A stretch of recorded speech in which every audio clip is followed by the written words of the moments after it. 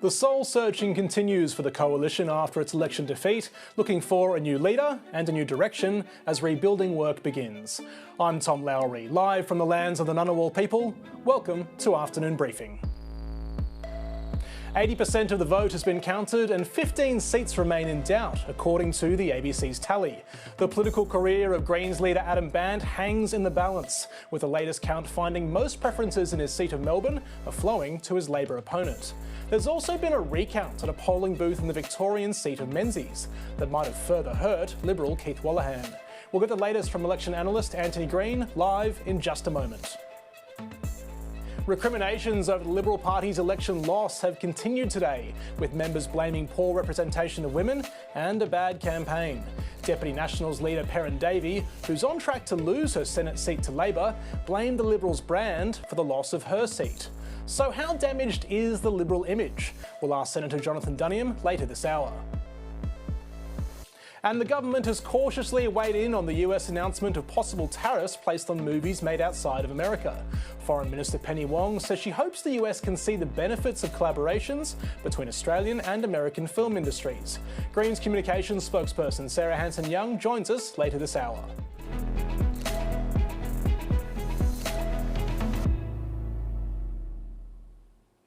Let's begin today with the election results, with votes still being counted around the country, and there are plenty of races that remain too close to call. Some look like they could be extremely tight and could take days more to decide. For an update on the count, the ABC's election analyst, Antony Green, joins me now. Antony, thanks for joining Afternoon Briefing. Good afternoon. Just take us through, first of all, the headline numbers. Where are the seat numbers at overall? The Labor Party has 86 seats, the Coalition 39.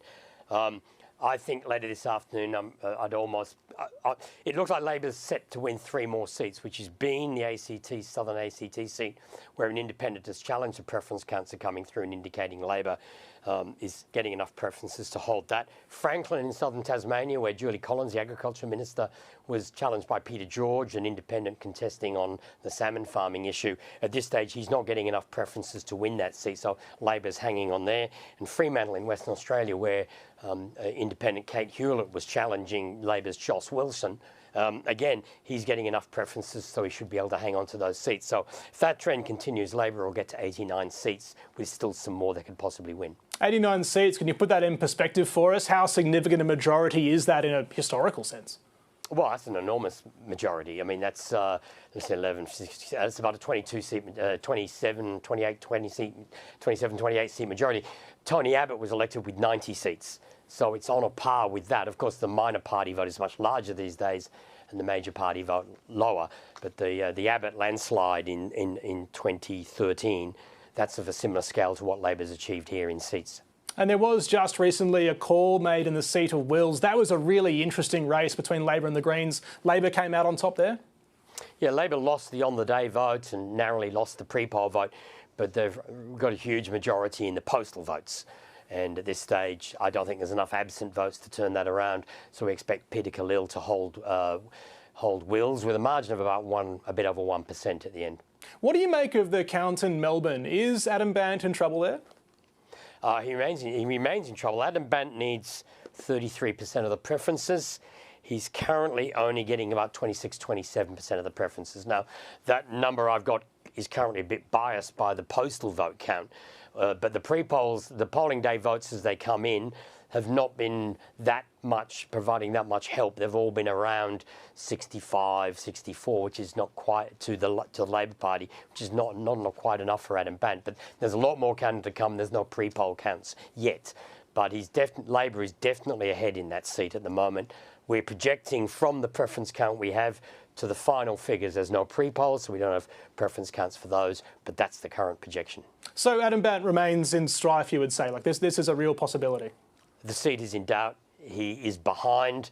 And if a seat is in doubt and you're behind, it's always harder for you to win. But as I said, he needs 33% of preferences. He's not currently getting that.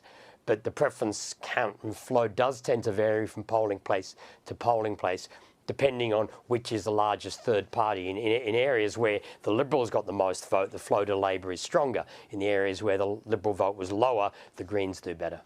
What about some of the Teal seats? There's a lot of interest in Goldstein and in Kooyong as well. Have you got a sense of where those races are at? Goldstein is trending towards Tim Wilson recovering it. He's taken the lead today, solid majorities in all the postal vote counts so far. So at this stage, you'd say the seat is trending towards being won by Tim Wilson, being won by the Liberal Party, and Zoe Daniels being defeated. I think we need a bit more counting to confirm that, but he's taken the lead today. The independents traditionally don't do well with absent votes, and there's more postal votes to come, so it's not looking good for Zoe Daniels, it's looking good for Tim Wilson. Just Bradfield first in New South Wales. The Liberals have taken a very narrow lead there today. Again, it's the postal votes that have turned the lead around for Nicolette Buller, who was the leading independent there. She's now dropped behind, and again, she needs to turn that around on later postal votes and absent votes, which again tend not to favour the independent. Monique Ryan in Kooyong is still ahead, but again, the lead has narrowed because of postal voting. And this was a bit of a shift from election night. We kept hearing we've got to wait for the pre-polls, the postal votes to come in, and that sort of late shift to the Liberals does seem to be happening in some of these seats. It's particularly happening in these independent held seats. I think, like in Goldstein, the swing is about 10% on postal votes, which is the opposite of the on-the-day votes. It's an enormous swing. Whether that's look, you'd normally expect with a sitting member that they do well with postal votes. Perhaps it's an indication that the independents have not been as well organised on postal votes as party members tend to be. So the Liberals have had an advantage in the postal votes, perhaps because the independents haven't been as good at getting those postal vote applications out. I don't know. I presume there'll be a lot of post-mortems afterwards, but certainly in the two Victorian independent held seats, there's been a substantial shift back to the Liberal Party, and certainly the Liberals are favoured now to win Goldstein. Kooyong, I haven't looked at the figures in the last hour, but that was narrowing as well. And the Liberals look like they should be able to retain Bradfield now as well. But again, these are close contests. Can I just quickly touch on what happened in Keith Wallahan's seat of Menzies? It seems like there was a bit of a mishap with the AEC earlier today. Yeah, look, something on election night, there was the biggest of the pre-poll centres, and some of these pre-poll centres are enormous. And there was some sort of tallying error, and a higher first preference vote for Keith Wallahan was reported, which was lower in the final count when it came to check. And there's some dispute about how that happened. Of course, it's about 1,700 votes. Now, it may be the AEC has given a perfectly reasonable explanation. The Liberal Party is asking for further information about what this was about. If this comes down to a very narrow outcome, this could end up in court. Because if the number of votes in dispute is greater than the margin of victory if Labor wins, then there's perfect grounds for a challenge to the result. That's really one to watch. Just finally, Antony, this of course is your last election broadcast, but it feels like you haven't left the building for days. When's the ABC going to let you sleep? I got a reasonable amount last night, but look, I mean, these days we're getting a lot of rethrows of preferences, and that's what I've been looking after today with all these seats. So seats like Bean, Franklin, Fremantle, Melbourne, Bendigo. I'm still waiting to get some decent figures. Sometimes you get bad samples in these, and you just have to wait and see what comes in later. But at the moment, with the exception of Bendigo, I'd say that the Labor Party is looking better in all of these seats. Bendigo just haven't got enough figures on. Griffith and Brisbane are firming up for Labor. So as I said, they've got a definite 86. I think they're going to end up with 89, and there's other seats they can win, which would take them into the low 90s, which would be an astonishing result, given what everyone was saying before the election. All right, Antony, thank you so much, as always, for your insights. You are the very best. Thank you. The Coalition has been sifting through the wreckage from Saturday night to see what lessons can be learned about where it goes next. National Senator Matt Canavan put some of the blame down to a political class that doesn't reflect the people it seeks to represent. We still now have the smallest party room since the Rudd-Gillard years. We cannot accept a mediocre performance at best given the economic environment we're in. We weren't able to grow. We can't accept that. That will result in more defeats. So we've got to look at our own performance, what we can do better, and as I say, take up the fight for those people that desperately want a better future. They want a political class that actually represents them. One particularly bleak spot for the coalition was Tasmania, where the Liberal Party no longer has a single lower house MP. The party saw its primary vote drop by more than 8% statewide, handing the key seats of Bass and Braddon to Labor. Liberal Senator Jonathon Duniam is the party's senior figure in Tasmania and joins me now. Jono, thanks so much for joining Afternoon Briefing. Thanks, Tom, for having me. What do you make of that message from Matt Canavan this morning, that the party's people don't represent the voters they're trying to appeal to? Well, look, I think in part Matt is right. I can't disagree with what he says, but as I've said many times over since the ballots started being counted on Saturday night, politics is not a rocket science. People want their politicians to represent them properly. That means we need to understand what the problems are they're facing, get about finding a solution to those problems within our values framework. Once we have that, go out and tell them what we're going to do. And if you do your job well and sell what you're doing well, that'll translate into votes. We didn't do that. So, regardless of background, regardless of how you are as an individual, the job ahead of any elected representative in the Senate or in the House, anywhere in the country, is pretty straightforward. And frankly, we did fail at that at the last election. And the numbers you've just gone over with Antony Green clearly point to that. Yeah, 2 days on, you've had a little bit of time to reflect. Was this a bad election campaign, a bad 5 weeks, or were the problems more substantial than that?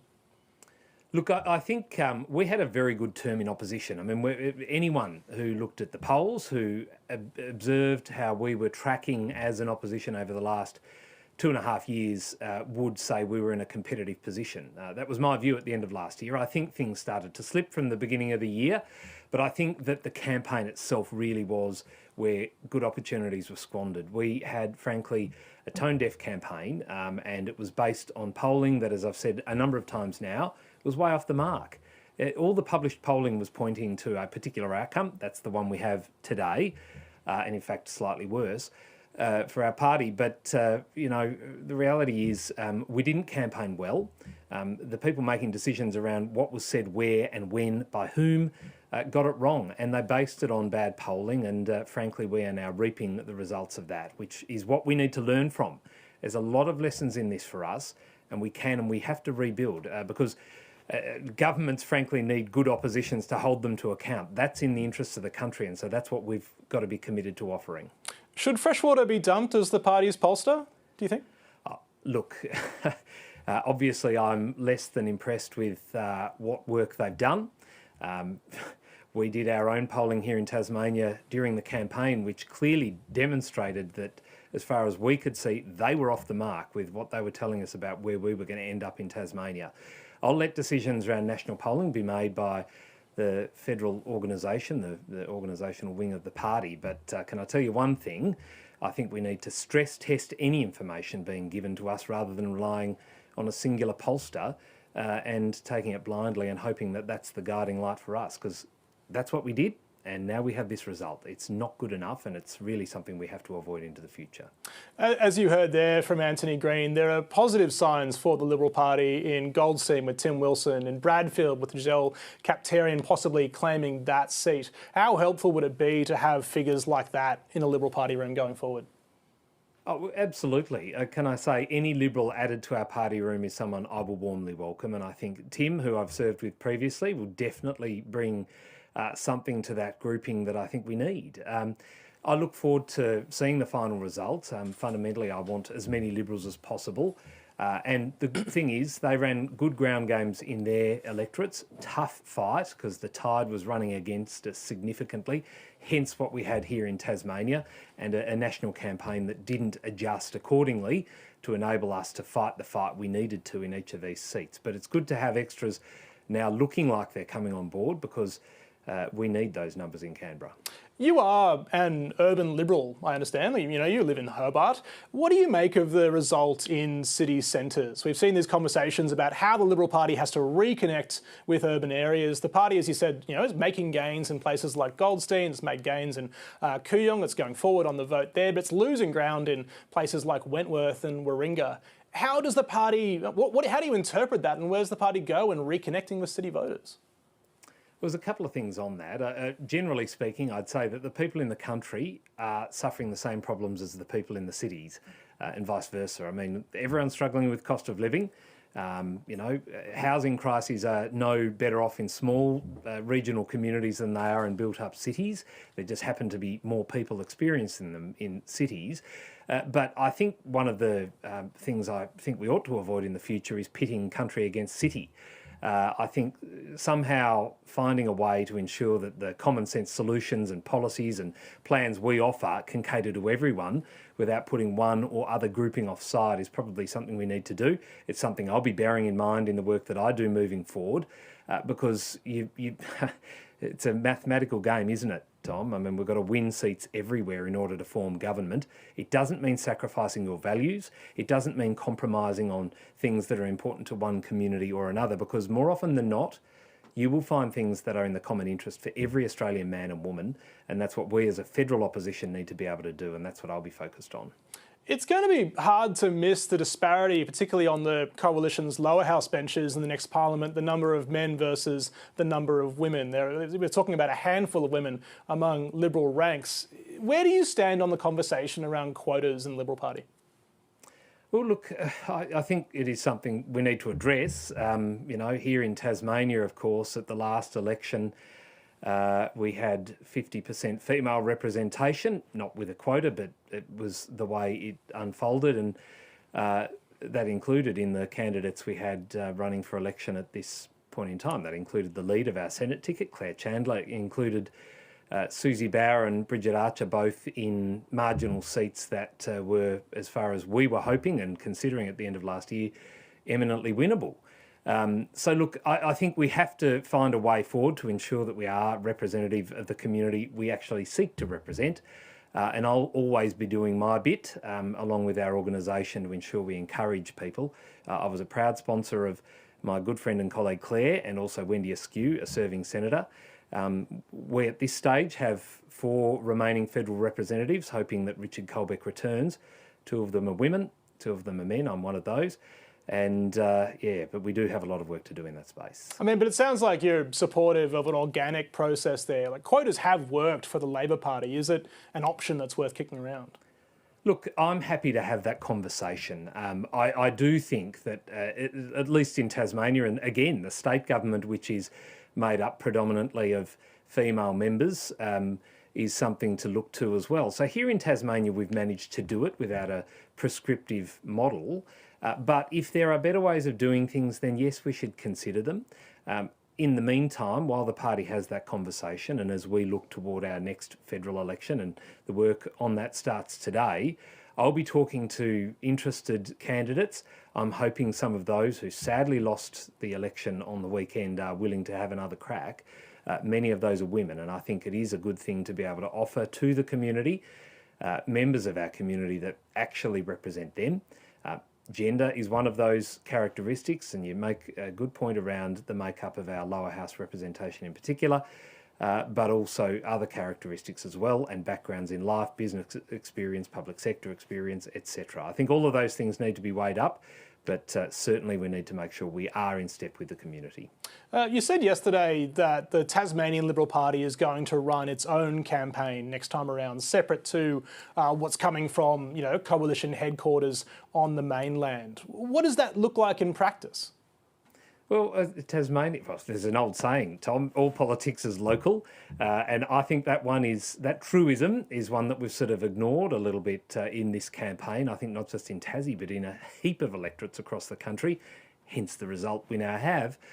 But I think what we need to do is something we did successfully in 2019, also 2013, 2022. You'd remember most recently the last election where, of course, we lost government.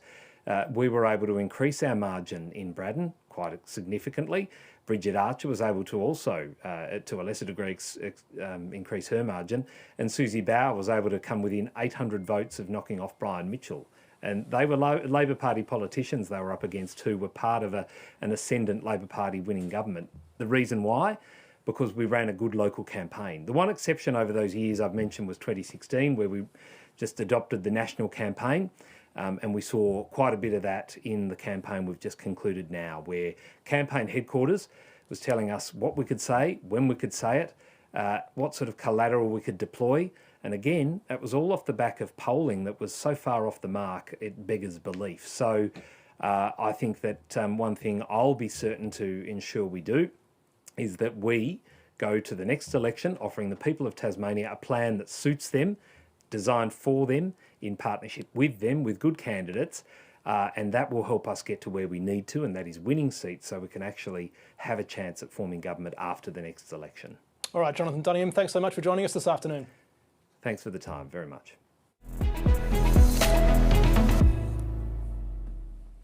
For some analysis on that interview and where all of the races we're watching are at, let's bring in our Chief Digital Political correspondent, Jacob Grieber. Jacob, G'day. Thanks for joining me this afternoon. Jonathon Duniam there was quite clear. He feels that the Liberals were being led astray by their polling. What were you hearing from Liberal Party people in the lead up to Saturday? Is that a key problem, that they just weren't expecting this? You said he was an urbane member of Parliament. I thought he was being very polite, very restrained. There's white-hot rage about this in some parts of the Liberal Party, this specific issue of the polling. Last week, and also in the weeks prior to that, we were sort of being told by Liberals that there aren't these sort of big problems that some of the headline polls are suggesting. The outer suburbs will come in for the coalition, because those voters are different to inner city voters, and therefore these headline numbers, which had quite frankly pretty strong pluses for Labor, were overstating the case. And you saw that right through, even late into the count on Saturday itself. So what the senator is really pointing to is the critical fact that they never took evasive action. The coalition was the Titanic bearing down on a big iceberg. They weren't even looking out the front, and they hit that thing at full tilt. There was no point in the campaign, and I think that's really what he's getting at there with this push now in the next election, you know, a Tasmanian campaign for Tasmanian Liberals not directed by central office. That's because there was no evasive action taken. They didn't do the save the furniture strategy. They weren't sandbagging seats. They weren't sandbagging Bass. They weren't doing any of the things that campaigns normally do when they're in deep trouble. The old save the furniture. They didn't even know the furniture was on fire, so they didn't know they needed to save it because they were relying on that polling. That's certainly the view that we're now hearing coming out. And look, it was a big polling miss for the Liberal Party and the Coalition's polling company, and that's going to be hard for them to deal with. They won't make that mistake again. About 11 o'clock on Saturday night, things were looking very bleak for the Liberal Party, for the Coalition more broadly. It's still pretty bleak now, but there are a couple of bright spots emerging. Goldstein, that Zoe Daniel might be defeated there. Bradfield, that might go to Giselle Capterian over Nicolette Bowler. How important are victories like that for the Liberal Party going forward? As you said, super bleak on the night. This brings a little sliver of colour back into it for them. Importantly, these are inner city seats. On the night, headlines were going out that the Coalition and the Liberal Party has been completely banished from the cities, in essence. That is no way then even to operate as an effective opposition, let alone a future government, if you don't have inner city members of Parliament in your column. And so I think there's quite a bit of optimism, or at least a little bit of hope that from the Liberals' point of view, that some of these do make it over the line. They're going to need, as John O'Duniam said, everybody they can get. They need people with some skills. They need people with some experience. And some of those candidates obviously will fit that bill. Tim Wilson, great example. He's been in cabinet roles before, or junior cabinet roles before. He's been in government. So someone like him will play a big role if he gets over the line. Giselle Capterian's also very experienced in government. Again, they need everyone they can get, and they need to be able to point to moderate type candidates, moderate type members of Parliament. Because that's the thing. This is the balance, right? They've lost so many moderates. This is kind of pushing back in the other direction. It is, and the party, as you could hear in that interview, is about to go through a pretty willing internal debate about how on earth to build a product, to build a platform that's more appealing than just to the right. And so those sorts of voices are going to be very critical. And Keith Wallhand's another one, I think. I think it's less likely, but that's another possibility as well. So they're all sweating on those numbers. Just really quickly, the leadership race within the coalition, within the Liberal Party, where do you expect us to go? Do you think Conservatives are going to rally around Angus Taylor and push him over the line? Is it too early to say? Sources tell me that it's, on the raw numbers, Taylor probably has it because there are more Conservatives. But let's see, maybe some of these votes that we're waiting on make a difference to the way they come to a conclusion internally, and maybe they do go for someone more moderate or someone who might bridge the divide, someone like perhaps a Dan Tehan or even Susan Ley potentially. And the critics of Angus Taylor are sort of pointing to the fact that he carries some of the baggage for the failure of this campaign, so why would you reward him? But on raw numbers, it's probably in his favour. All right, Jacob, really appreciate your time this afternoon and for those insights too. Thanks, Tom.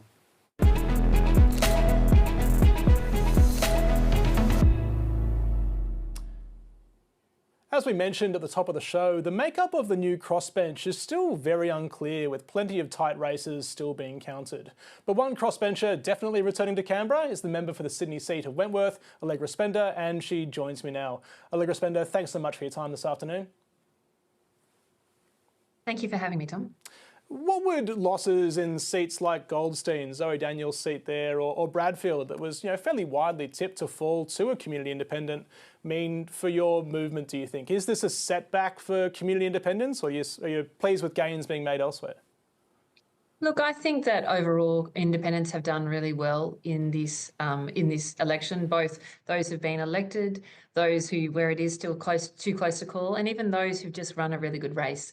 You've now seen over 1 million Australians give their first preference to an independent, which makes it the fastest growing movement really in the country, political movement in the country. And, I do, well, I've got my fingers crossed, I'll be honest, for Zoe and for Nicolette. Let's be honest that these seats have been Liberal seats forever. So they were always going to be really difficult. They were always going to be marginal. They were always going to be tricky to hold all of them at once. So I'm proud where many of us have got to, and I still hold our hope. We'll just see in the next few days. What were you expecting going into Saturday night? Are you surprised by the swings against people like Zoe Daniel and Monique Ryan as well? Oh, look, it's very much a seat-by-seat basis. As I said, these seats have been Liberal forever. It was a huge change to even have these people in these seats, non-Liberals, independents, and frankly, women in these seats, where I think for both of those seats, from memory, neither of them have ever had a woman represent them before as well. So I think it's very unusual for where they're at. And they also both had quite big redistributions. So I'm not quite sure what's happened, whether if it's redistributions or local factors or the campaigns, I don't know, but they were marginal seats, and I still have my fingers crossed. I should have congratulated you, by the way, on holding your seat at Wentworth. I think you got a swing towards you as well. Just on that sort of race and the race more broadly, where do you think the Liberals went wrong in trying to connect with city-based voters, with urban voters? Look, I think it comes back to really a lack of compelling policies that meet the needs of the community, a sort of constant coming back to culture wars, rather than actually putting compelling policies that would make a difference to the community. My community is incredibly well informed, is very thoughtful, and I had so many people utterly rejecting where the Liberal Party was going, whether it be on climate policies, their economic policies. They were just my community was extremely confused about what was offered. They were very concerned about the culture wars because, again, it's a very moderate community. So, and I just think that was the big part. And frankly, it was the most negative campaign, in my seat at least, that I have ever seen. I've lived in this area my whole life. The coalition's campaign against me, I had more call flutes, frankly, put up by either sort of coalition or Advance Australia or Better Australia or all those groups with my face in it. More stuff in the letterboxes, as the attacks, than frankly they were putting forward with their own policies. So I think that's a real sort of indicator. They only run on the negative in Wentworth, and I think that doesn't work in a seat which takes policy really seriously. I spoke to Kate Chaney about this yesterday. Do you agree with her that the decision not to make Julie Bishop the leader of the Liberal Party, however many years ago it was now, was a sliding doors moment for the party in some senses? Look, I think Kate was absolutely right. When 25 years ago, the Liberal Party used to have around 22, 23% women in the lower house. We are seeing probably in this parliament, it's quite possible we will see less than that. It has never had more than 25% women in the lower house. And so, to hear, we will consider quotas, maybe, maybe not. I mean, let's be honest. This is, the inability for the Liberal Party to recognise that women represent 50% of the voters and have a right to be included in political debate and have a seat at the table is remarkable. That was the lesson of the last election. It was also the lesson, have a credible climate policy. Both those lessons were completely rejected by the Liberal Party during this campaign, and I think you're seeing the results from that. Is there a version of the Liberal Party, or any political party really, that you could see yourself as a member of, do you think? Look, I think that where the parties have really gone wrong is, particularly is where they step away from community values. And I go back to Dave Sharma, who was the member in my seat before me. One of his first acts as the new member was to vote against legislation that got critically ill medevac refugees off Nauru for critically required medical support. Now, this is despite this community having one of the most, positive approaches towards refugees, and that just went completely against the values. So I think where party members put their parties first and they don't actually represent their communities, and where individuals put towing the party line first, then that's why that's why I think the parties fail, and I think that's the piece that people were rejecting, certainly in my seat. You mentioned before the Coalition's policy offerings at this election. I want to pivot to one of your favourite topics of tax. There are reports today that the Coalition quite seriously kicked around the idea of indexing tax brackets. Would you encourage them, and I suppose the Labor Party as well going forward, to make that concrete policy? Is that perhaps a path forward for the Liberal Party in particular? I think they absolutely have to come back to the core challenges being faced by the community right now. So let's look at what they are. Young people can't get ahead. They're being burdened by the tax system and they can't get into housing. Our businesses are not as productive or investing as they need to. We've got a really challenging environment in terms of productivity, in terms of growth of spending. These are big issues, and this is the sort of policy focus that the Liberal Party could have done and should have frankly done the work on. I mean, honestly, they were in opposition for 3 years. I did that work on putting forward a tax green paper because I thought it was important. The Liberal Party seems to have done nothing on tax and then considered something very much at the last minute. So I would absolutely encourage the Liberal Party to look at tax, and I'm going to continue to pressure the Labor Party to do that too, because while I believe the Coalition really absolutely overwhelmingly lost the election, I didn't get the sense from voters on the booths that people were saying, the Labor Party's got everything sorted, everything's going to be okay because of all their policies. I think there are some really big gaps still around productivity, around intergenerational equity, in terms of making sure that our tax system is actually fit for purpose, and making sure the energy transition is okay for all households. So I think it should be a priority for the Treasurer, and I think that's one they will continue to push. There are some economists who quietly argue that the fact that tax brackets aren't indexed is in some ways a positive thing, in the sense that income tax revenue grows year on year. Is there a chance we could sort of accidentally damage the budget by making that kind of change? Look, I think the question is the tax system fit for purpose? And the challenge is we have a tax system that is increasingly dependent on working age people. Now, we know that working age people are a shrinking proportion of the population, and they are struggling to reach the same milestones that their parents did. They're not buying houses, they're not having kids. So tell me that, the best system for the tax system is to increase, by stealth, and increasingly burden those people who can't get ahead with more tax, and politicians not having to face up to the fact that they're just increasing people's tax by stealth by bracket creep. I don't think that's good for fiscal discipline, and I think that's extremely unfair for young people.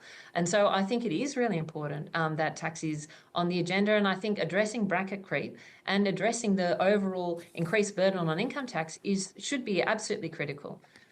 You mentioned there keeping the pressure up on Labor. Labor has a roaring majority. As Antony Green pointed out earlier, it could be 90 seats or thereabout. How would you like Labor to use that political capital it now has? Because Labor Party people are saying we're going to stick to the mandate. The mandate's ambitious enough. Should they go further? Should they be willing to go further? Look, I think they absolutely should be willing to go further. And I put tax there as a key area. But I was heartened to hear the Treasurer on the weekend talk about productivity reform and that being a key area. But they need to be addressing that, because frankly there was not enough support there during the last term, and businesses are not able to be more productive. And if they are not able to be more productive, in 3 years' time, the Labor Party will be facing a very tough election, where they really haven't moved the economy forward. The coalition was right to say people's living standards have gone backwards over the last 3 to 5 years. It's just the coalition didn't have an answer to that. The only answer really is actually growing productivity and also making sure that it's balanced fairly across the community. And so I think the Labor Party is going to have to be more ambitious, and it is also going to have to deliver on the things that it said it would. For instance, the EPBC Act, the Environmental Law Reform, that it committed to last time, it didn't deliver this time. And we know that lack of delivery is both hurting our protection of nature, but it's actually hurting business productivity as well. So I urge the Labor Party to listen to businesses right now about what they need, and also to be more ambitious on, things like environmental and climate reform, but also on things like tax reform. All right, Allegra Spender, thanks so much for joining us this afternoon. Thanks so much. One of the policy areas where both sides of politics made promises in the campaign was addressing domestic and family violence. Labor, which now has a huge electoral mandate, focused on addressing financial abuse, what they call a fast-growing and insidious form of abuse. So what does rolling that out look like? Michaela Cronin, the Domestic Family and Sexual Violence Commissioner, joins us now, freshly out of caretaker mode, back into, I suppose, normal mode. Michaela, thanks so much for joining us this afternoon. Thanks. Thank you, Tom. We're 3 years into the national plan to end violence against women and children. Where are we at in that journey? Look, as you say, I think one of the things that has been very clear from the commitments that were made across the election campaign is that we've got pretty consistent agreement that we've got problems that are growing. I think there were commitments, as you've said, around financial abuse. There were also around the need to engage with men and boys differently, children and young people, and sexual violence. And those are things that the Commission identified in our yearly report last year as real areas of priority and growth. The issues that we are facing as a community are changing and evolving. We're all experiencing that. We're all experiencing the way that systems sometimes are weaponised against people and can cause them harm. So in terms of 3 years into what is our second national plan, I think what I resoundingly hear when I engage across the community is that we need to be putting greater emphasis on the importance of domestic, family and sexual violence across the board, but that we have a good plan, that we just need to keep updating that. Labor, of course, has a huge mandate coming out of this election. It made a commitment to women announcement before the election, addressing primarily financial abuse. How do you see that rolling out now, and how important is addressing financial abuse as part of the bigger picture in addressing violence against women?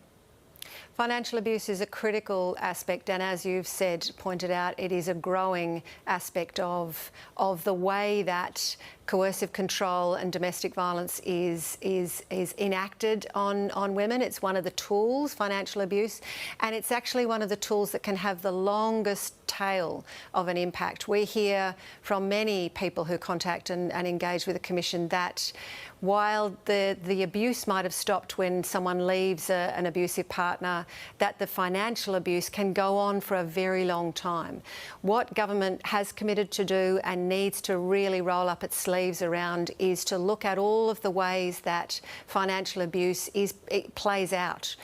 Many of our systems are either inadvertently causing harm or are actively weaponised in financial abuse, whether that's through the tax system. The tax ombudsman put out a very important report, I think it was just before we went into election, and made some recommendations around the way tax laws the implementation of tax needs to be addressed.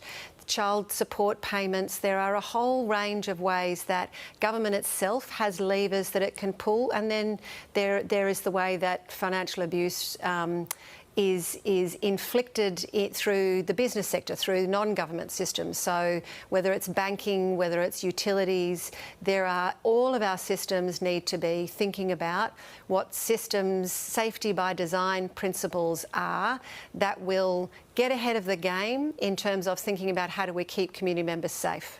Yeah, personal finances are always complicated. How challenging is it solving a problem like partners, leaving each other with, huge debts, for example, as a mode of financial abuse?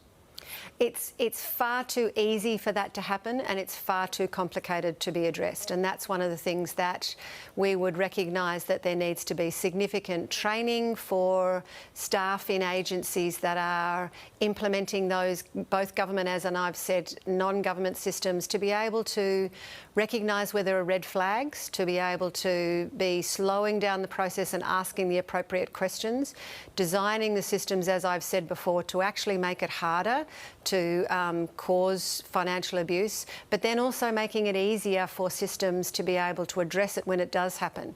For example, in terms of the Tax Ombudsman's report, it is actually far too easy for someone to inflict a debt on someone else, and it's very hard for our tax system to address that, to actually waive the debt, or in some ways recognise that it's not actually that person's debt and it's not their responsibility. It's in fact an act of domestic, family and sexual violence that needs to be, our systems need to be able to deal with better. One issue that advocates raised during the election campaign was the question of funding and problems around funding, particularly that too many commitments come with a very short expiry date. They're 12-month commitments or a few years at most. Is that still an ongoing problem from your perspective, you think? Is there a need for ongoing funding to be provided rather than these shorter-term commitments? Absolutely. A short-term pilot funding that means that you can't put staff on and keep them is really important. You can't plan for the future. We absolutely have heard that short-term funding is an issue. And look, I think largely government have heard that. The new National Partnership Agreement, which is a critical vehicle for the Commonwealth and state and territories to work together to implement the national plan, has recognised that, and it's a 5-year national partnership agreement now, which has been extended on the back of hearing that that's important. I think that it's something we need to keep a vigilant eye on, because governments do like to fund pilots, and we do need to ensure that we have longer term funding in place. There was also some commentary that sexual violence wasn't mentioned in either the Labor or Coalition commitments at this election. Do you think that was something that was perhaps missing? Look, I think what we know is that we have a real problem in this country. The Attorney General asked the Australian Law Reform Commission to conduct a inquiry into justice responses into sexual violence, in recognition that we have seen increases in sexual violence in this country over the past 30 years to rates that are utterly appalling. And despite the efforts of our frontline services and sector, we are not seeing any areas of our service responses that are meeting survivors of sexual violence needs. So we've got a lot of work to do to ensure that we are responding better to sexual violence than we are now. There have been responses to that report, and we need to see a great deal more effort across the board. I'm sure you were keeping an eye on the commitments being made by both parties ahead of the election. The Coalition made some commitments like creating new offences for using mobile phones, for example, to harass or stalk a partner, tracking devices, that kind of thing. They also had funding for crisis helplines. Is there anything in that offering that Labor could perhaps pick up? Oh, look, I think that my experience is that governments are looking across the board, are looking at those things. technology-facilitated abuse, whether it's using phones, whether it's hacking into someone's account or using tracking devices, as you've said, is also something that is increasing and that we need to be very vigilant about. The way technology-facilitated abuse is changing and evolving. I think looking at the way what needs to happen in terms of both law reform but also the culture within our system. So one of the things that we have advocated for strongly in our advice to government is that we need to train up frontline staff in whatever part of the system that someone who has experienced sexual or domestic and family violence is speaking to, whether it's the health sector, whether it's the justice sector, whether it's education services. People need to be recognising that what we used to think of as domestic, family or sexual violence is changing. We need to see those red flags and we need to resource and train up our frontline staff so that they know how to recognise it and respond well. There was also some commentary during the campaign, a criticism, I suppose, that both parties had a significant focus on criminal justice responses to family and domestic violence, that there wasn't enough of a focus on perhaps more proactive approaches. What do you make of that?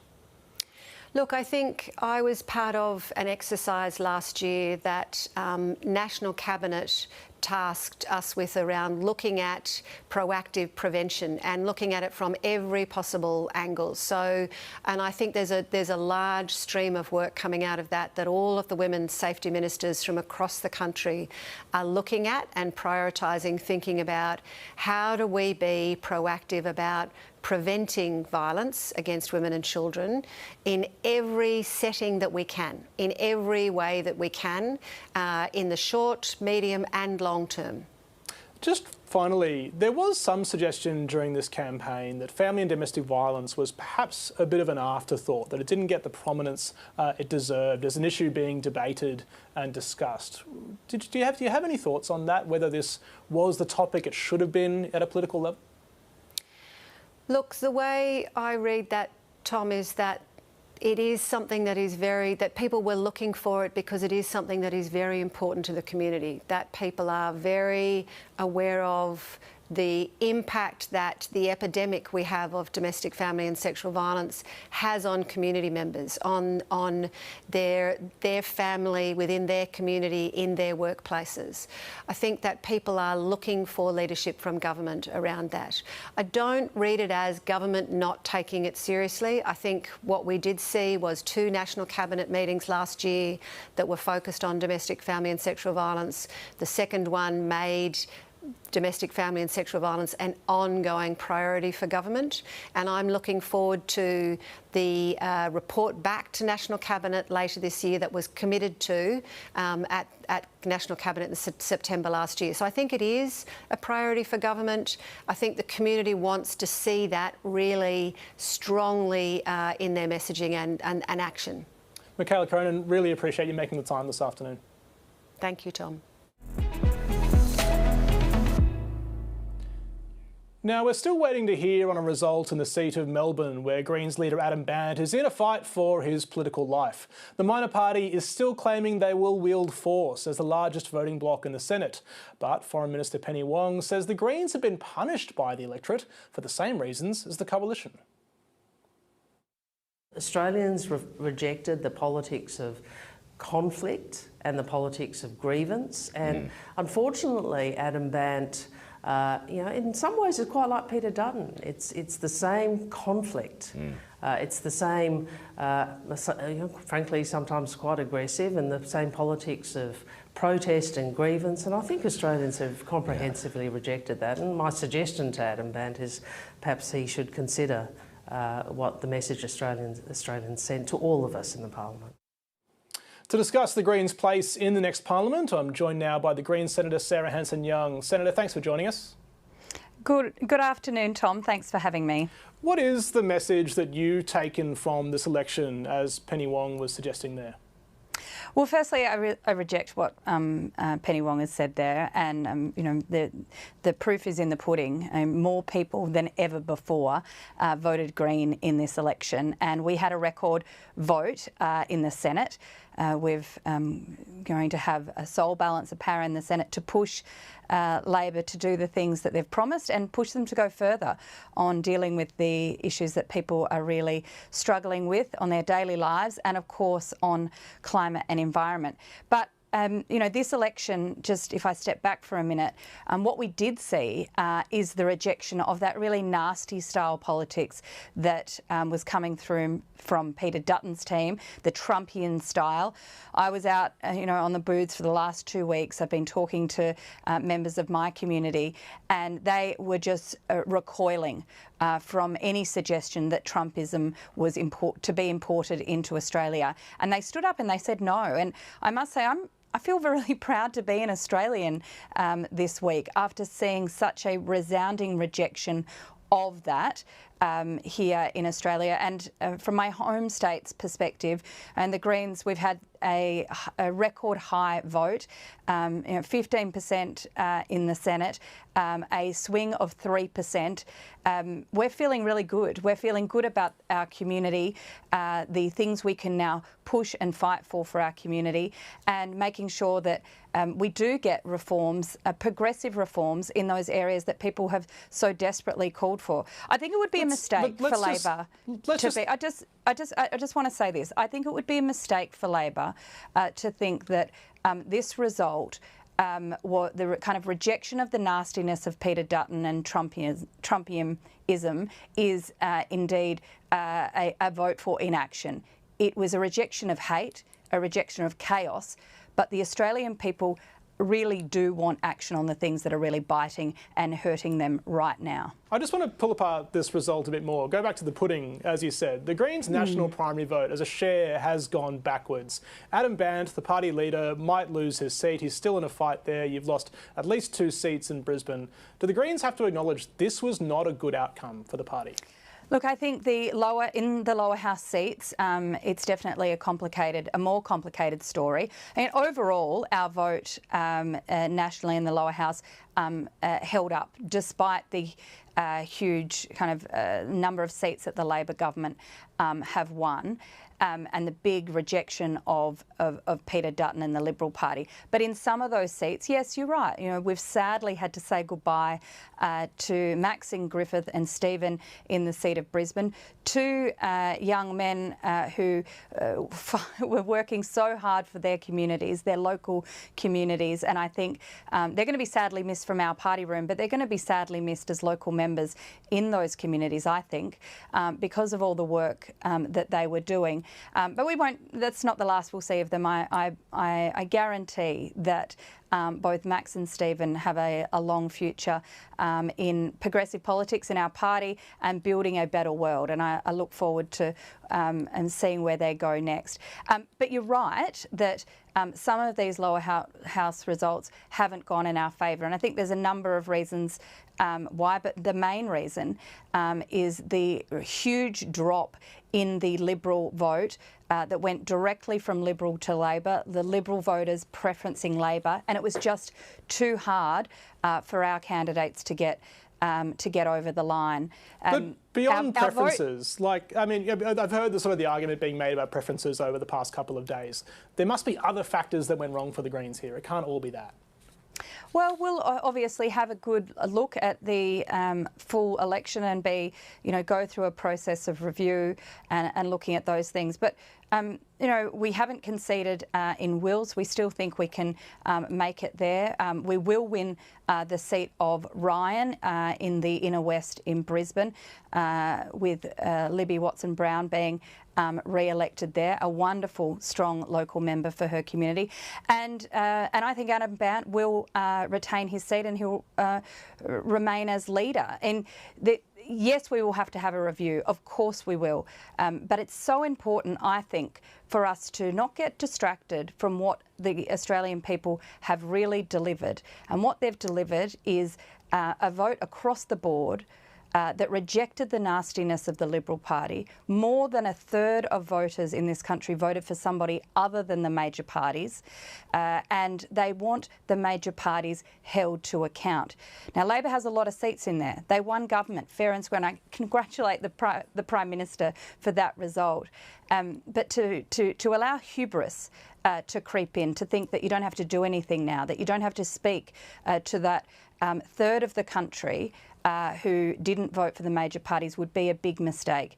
And that's thankfully why the Greens are now, with such a strong record vote in the Senate, will be standing up for those people, standing up to the major parties, working together where we can, being collaborative where we can, but holding the feet of government to the fire where need be to get those progressive reforms done. There's no excuse now for hiding behind the couch and pretending that they can't act on the things that the Australian community need. They can't hide behind the couch and pretend climate action is all too hard. There is an opportunity for genuine progressive environmental climate action in the Senate now, and I challenge the Labor Party. Let's roll up our sleeves together and get this done. On that topic, the Labor did run an argument against the Greens in this campaign, and over the past 3 years really, that the party is simply too obstructionist at times. Do you think that argument did cut through with voters in the wrong seats for the Greens, that the party was standing in the way of things like the Housing Australia Future Fund? That was a huge conflict in the last Parliament, at times getting done. Look, I know Labor really ran that narrative, and they ran it hard, and particularly in lower house seats. And you know, the review and the exit polls will show how effective that was. But let me say this, Tom. Those pieces of legislation were, debated in the Senate. We got the changes and the amendments in the Senate, and here we are after the election with a record Senate vote for the Greens. And voters want us there to push and to hold accountable the major parties and to get better outcomes than just the mediocre that government of the day thinks they can get away with. And the public are sick and tired of the same old, same old. The message out of this election, particularly when you look at the Senate, is that yes, they didn't want the nasty, the leader of the nasty party in the lodge, that is Peter Dutton. They backed in Albanese for government, but they put a very strategic vote in the Senate with the Greens, highest record ever, so that we could stand firm on the things that matter and pushed Labor to act on those things. All right, sometimes you do need to push back, and other times you need to work out how you can collaborate. Okay, but at the end of the day, outcomes is what is required, and we've got 3 years to get some good progressive outcomes done. I really quickly just want to grab you on your portfolio area. There's talk of possible tariffs in the US on Australia's film industry, on the global film industry. What would that mean for us here, just very briefly? Look, this would be devastating for Australia and our film industry. I think this is a thought bubble from Donald Trump. He doesn't know what he's talking about. It'll hit the US film industry even harder. And this is a guy who is running the US administration, who frankly has no idea what's what. All right. We have to stand up though, and that's why we need local quotas on those big US streaming services. Thank you so much for your time this afternoon. I really appreciate the chat. Thanks, Tom. That's Afternoon Briefing for today. Stay with us here on ABC News. Joe O'Brien is up next with today's top stories.